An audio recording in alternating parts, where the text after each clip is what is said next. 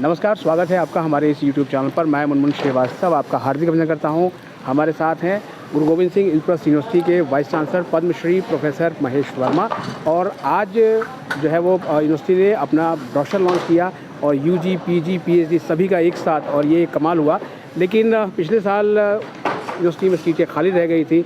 हमारे साथ कुछ और मुद्दों पर बात करने के लिए मौजूद हैं vice chancellor professor Mahesh Verma. स्वागत है वर्मा जी हमारे चैनल पर। नमस्कार। नमस्कार सर, पिछले साल जो है वो काफ़ी सीटें खाली रही। आईपी यूनिवर्सिटी की जो प्रक्रिया है बहुत लंबी चली, लेकिन फिर भी जो है वो लगभग 10,000 के आसपास सीटें आप भर नहीं पाए। क्या कारण रहा सर? नहीं, देखिए ऐसा है कि पिछली बार क्या हुआ कि बहुत सारे जो टेस्ट थे, जो नेशनल लेवल टेस्ट थे, वो भी थोड़ा उनका रिज़ल्ट लेट आया और सीयूटी भी लेट हुआ और कई कारणोंवश हम सीईटी भी जो है समय पे नहीं कर पाए। और बहुत सारे बच्चे जो हैं जो किसी कारणवश जो है वो आसपास की दूसरी यूनिवर्सिटीज़ हैं उसमें दाखिला ले लेते हैं, फिर उनको वापस छोड़ के आना थोड़ा मुश्किल होता है।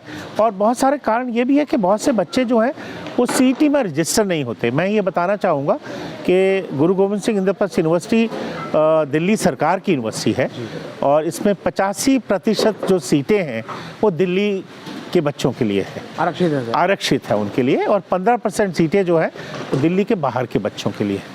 तो जब 85% सीट्स जो है दिल्ली के बच्चों के लिए है तो दिल्ली के बच्चे को सीईटी जो हम कॉमन एंट्रेंस टेस्ट देते हैं उसमें अपीयर होना होता है। और बहुत सारे बच्चे जो हैं किसी कारणवश या लैक ऑफ इंफॉर्मेशन की वजह से वो सीईटी में रजिस्टर नहीं करते हैं, सीईटी नहीं दे पाते हैं। और सीईटी देने के बाद भी कई बार क्या होता है कि किसी कारणवश जो है वो बीच में दूसरी यूनिवर्सिटीज़ में ट्राई करते हैं। तो मैं ये बताना चाहूँगा कि एक तो ये सरकारी यूनिवर्सिटी है और NAAC एक्रेडिटेड A++ यूनिवर्सिटी है। हम NIRF रैंक में 74 रैंक पे है। We are among the India's top 75 universities. और हमारे जो कॉलेजेस हैं वो बहुत ही अच्छे हाई रैंक ब्रांडेड कॉलेजेस हैं, चाहे वो सेल्फ फाइनेंसिंग में हो या हमारे यूनिवर्सिटी के अपने कॉलेजेस हो। और फीस भी जो है सरकारी है। जो फीस है वो भी सरकार तय करती है। हर 2-3 साल में एक स्टेट फ़ी रेगुलेटरी कमेटी होती है जो हर कॉलेज की उसकी जो इंफ्रास्ट्रक्चर है, उसकी फैसिलिटीज़ है, उसकी परफॉर्मेंस पे वो जो है उसकी फ़ी तय करती है। और फीस बड़ी मिनिमम है, बहुत कम फीस है। और जो बच्चे हमारे यहाँ दाखिला लेते हैं उनको स्कॉलरशिप वगैरह की सरकार की ओर से स्कॉलरशिप की भी सुविधा है।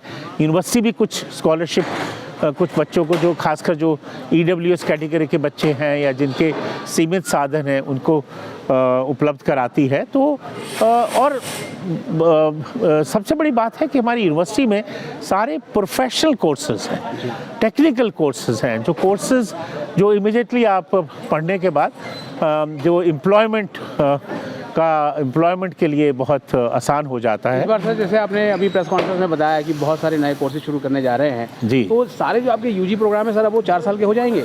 हाँ, ये देखिए जो प्रोग्राम हमारी जो स्टैट्यूटरी काउंसिल्स हैं, जैसे मेडिकल, डेंटल या फार्मेसी या लॉ की जो बार काउंसिल, वो उनको हम नहीं छेड़ सकते। बट जब उसके अलावा जो बाकी के कोर्सेज हैं, बैचलर प्रोग्राम्स, वो 4 साल के हो जाएंगे, क्योंकि उसमें बच्चों को बहुत सारी फ्लेक्सिबिलिटी मिलती है। बच्चे जो हैं अगर 2 साल के बाद छोड़ देते हैं तो उनको डिप्लोमा मिल सकता है। अगर वो 3 साल की डिग्री करना चाहते हैं तो 3 साल के साथ डिग्री मिलती है। और अगर 4 साल का प्रोग्राम करना चाहते हैं तो ऑनर्स की डिग्री मिलती है। तो और बाहर के देशों में जब जाते हैं तो बहुत सारे हमारे जो बैचलर प्रोग्राम है वो 4 साल का प्रोग्राम जो है वहाँ एक्सेप्ट होता है।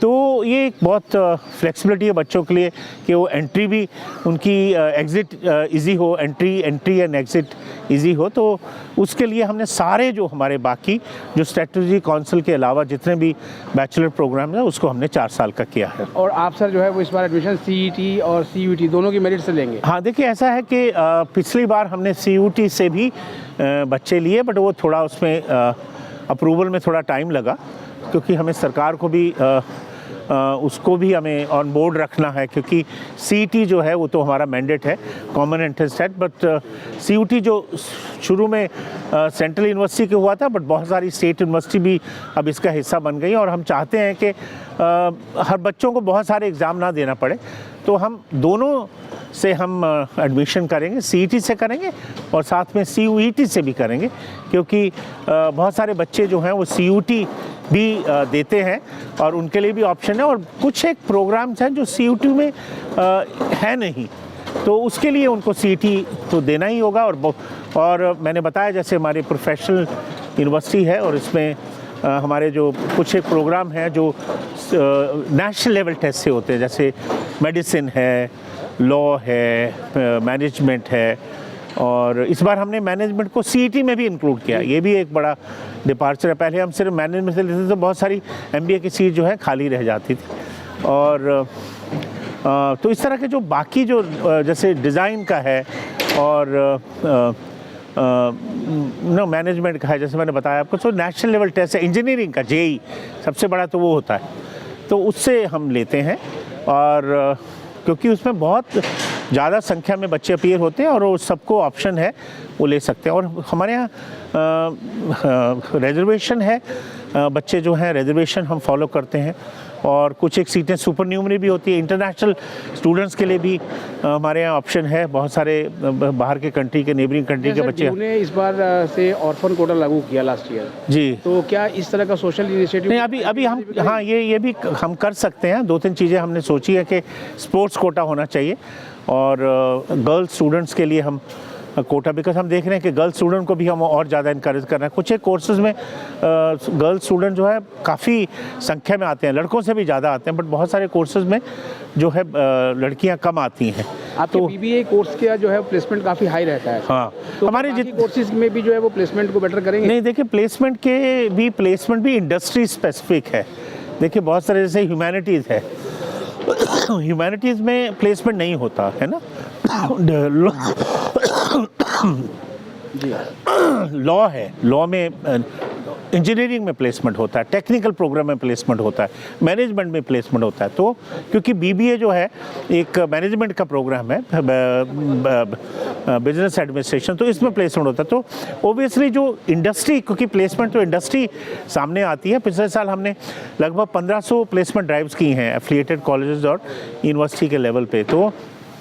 तो ये एक बहुत इम्पॉर्टेंट एस्पेक्ट है जो यूनिवर्सिटीज़ को हमेशा करते रहना। और इसको हमने और स्ट्रेंथन किया, हमने अलग से प्लेसमेंट सेंटर बनाया है, उसमें मैन पावर हमने लेके आए हैं, हायर की है और एक सिस्टम बनाया है ताकि हम इसको और स्ट्रेंथन करें। जी जी, एक सर लास्ट सवाल आज का, क्योंकि आज आप काफ़ी प्रेस कॉन्फ्रेंस में बहुत थक भी गए हैं, और वो सवाल ये है कि किसी भी यूनिवर्सिटी में ग्रीवांस सिस्टम जो है वो ग्रीवांस रिड्रेसल बहुत ही इंपॉर्टेंट रहता है। हेल्पलाइन बनाई तो जाती हैं बट उस पर फ़ोन नहीं उठते, ईमेल्स के प्रॉपर रिप्लाई नहीं आते और बड़ा कन्फ्यूजन रहता है, क्योंकि देश भर से बच्चे आते हैं आईपी यूनिवर्सिटी में एडमिशन लेने के लिए। तो क्या इस बार जो है वो हेल्पलाइन सिस्टम अच्छे से काम करेगा? देखो, हम हेल्पलाइन सिस्टम बनाने जा रहे हैं। हेल्पलाइन नंबर भी अनाउंस करेंगे और उसमें 5-6 लाइनें डेडिकेटेड होंगी।